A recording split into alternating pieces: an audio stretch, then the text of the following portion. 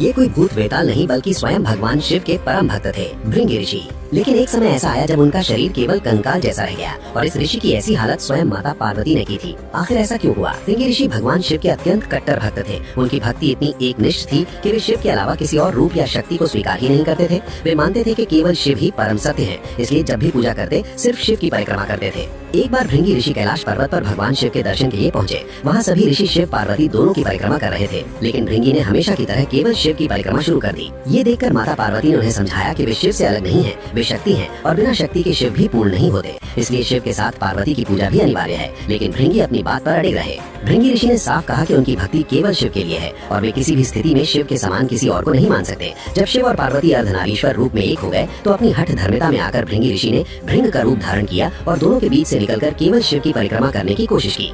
माता पार्वती ने उन्हें समझाने की बहुत कोशिश की, लेकिन जब भृंगी ने अपनी सोच नहीं बदली तो पार्वती को क्रोध आ गया। उन्होंने भृंगी को श्राप दे दिया कि उसके शरीर से सारी शक्तियाँ छिन जाएंगी और वो कंकाल मात्र रह जाएगा। तुरंत ही भृंगी का शरीर दुर्बल हो गया और वो केवल हड्डियों का ढांचा बनकर गिर पड़ा। वो इतना कमजोर हो गया कि खड़ा ही नहीं हो पा रहा था। ये दृश्य देखकर भगवान शिव को भृंगी ऋषि पर करुणा आ गई। उन्होंने भृंगी को तीसरा पैर प्रदान किया ताकि वो सहारा लेकर खड़ा हो सके और अपनी साधना जारी रख पाए। इसी कारण भृंगी ऋषि को 3 पैरों वाला ऋषि भी कहा जाता है।